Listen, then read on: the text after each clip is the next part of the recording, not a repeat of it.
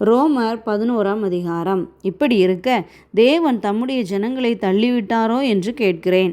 தள்ளிவிடவில்லையே. நானும் ஆபிரகாமின் சந்ததியிலும் பென்யமீன் கோத்திரத்திலும் பிறந்த இஸ்ரவேலன். தேவன் தாம் முன்னறிந்து கொண்ட தம்முடைய ஜனங்களை தள்ளிவிடவில்லை.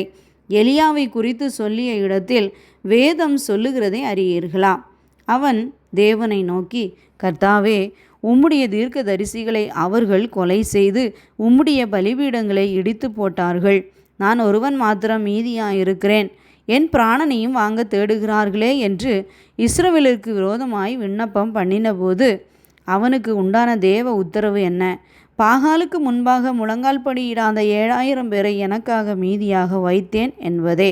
அப்படி போல இக்காலத்திலேயும் கிருபையினாலே உண்டாகும் தெரிந்து கொள்ளுதலின்படி ஒரு பங்கு மீதியாயிருக்கிறது. அது கிருபையினாலே உண்டாயிருந்தால் கிரியைகளினாலே உண்டாயிராது. அப்படி அல்லவென்றால் கிருபையானது கிருபை அல்லவே. அன்றியும் அது கிரியைகளினாலே உண்டாயிருந்தால் அது கிருபையாயிராது. அப்படி அல்லவென்றால் கிரியையானது கிரியை அல்லவே. அப்படியானால் என்ன? இஸ்ரவேலர் தேடுகிறதை அடையாமல் இருக்கிறார்கள். தெரிந்து கொள்ளப்பட்டவர்களோ அதை அடைந்திருக்கிறார்கள். மற்றவர்கள் இன்றைய தினம் வரைக்கும் கடினப்பட்டிருக்கிறார்கள். கன நித்திரையின் ஆவியும் காணாதிருக்கிற கண்களையும் கேளாதிருக்கிற காதுகளையும் தேவன் அவர்களுக்கு கொடுத்தார் என்று எழுதியிருக்கிறபடி ஆயிற்று.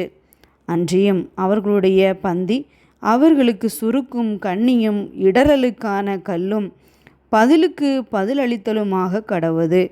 காணாதபடிக்கு அவர்களுடைய கண்கள் அந்தகாரப்பட கடவது.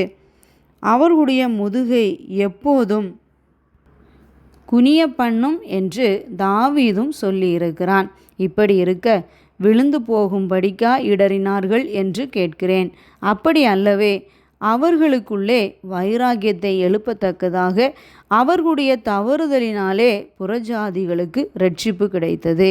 அவர்களுடைய தவறு உலகத்திற்கு ஐஸ்வர்யமும் அவர்களுடைய குறைவு புறஜாதிகளுக்கு ஐஸ்வர்யமாயிருக்க அவர்களுடைய நிறைவு எவ்வளவு அதிகமாய் அப்படியாயிருக்கும். புறஜாதியாராகிய உங்களுடனே பேசுகிறேன். புறஜாதிகளுக்கு நான் அப்போஸ்தலனாயிருக்கிறதினாலே என் இனத்தாருக்குள்ளே நான் வைராக்கியத்தை எழுப்பி அவர்களில் சிலரை இரட்சிக்க வேண்டுமென்று என் ஊழியத்தை மேன்மைப்படுத்துகிறேன். அவர்களை தள்ளிவிடுதல் உலகத்தை ஒப்புரவாக்குதலாயிருக்க அவர்களை அங்கீகரித்து கொள்ளுதல் எண்ணமாயிராது. மரித்தோரிலிருந்து ஜீவன் உண்டானது போல் இருக்கும் அல்லவோ? மேலும் முதல் பலனாகிய மாவானது பரிசுத்தமாயிருந்தால் பிசைந்த மா முழுவதும் பரிசுத்தமாயிருக்கும். வேரானது பரிசுத்தமாயிருந்தால் கிளைகளும் பரிசுத்தமாயிருக்கும். சில கிளைகள் முறித்து போடப்பட்டிருக்க காட்டொலிவ மரம் ஆகிய நீ அவைகள் இருந்த இடத்தில் ஒட்ட வைக்கப்பட்டு ஒலிவ மரத்தின் வேருக்கும் சாரத்துக்கும் உடன் பங்காளிகளாயிருந்தாயானால் நீ அந்த கிளைகளுக்கு விரோதமாய் பெருமை பாராட்டாதே. பெருமை பாராட்டுவாயானால் நீ வேரை சுமக்காமல் வேறுன்னை சுமக்கிறதென்று நினைத்துக்கொள். நான் ஒட்ட வைக்கப்படுவதற்கு அந்த கிளைகள் முறித்து போடப்பட்டதென்று சொல்லுகிறாயே. நல்லது. அவிசுவாசத்தினாலே அவைகள் முறித்து போடப்பட்டன. நீ விசுவாசத்தினாலே நிற்கிறாய். மேட்டிமை சிந்தையாயிராமல் பயந்திரு. சுபாவ கிளைகளை தேவன் தப்ப விடாதிருக்க உன்னையும் தப்பவிட மாட்டார் என்று எச்சரிக்கையாயிரு. ஆகையால் தேவனுடைய தயவையும் கண்டிப்பையும் பார். விழுந்தவர்களிடத்திலே கண்டிப்பையும் உன்னிடத்திலே தயவையும் காண்பித்தார். அந்த தயவிலே நிலைத்திருப்பாயானால் உனக்கு தயவு கிடைக்கும். நிலைத்திராவிட்டால் நீயும் வெட்டுண்டு போவாய். அன்றியும் அவர்கள் அவிசுவாசத்திலே நிலைத்திராதிருந்தால் அவர்களும் ஒட்ட வைக்கப்படுவார்கள். அவர்களை மறுபடியும் ஒட்ட வைக்கிறதற்கு தேவன் வல்லவராயிருக்கிறாரே.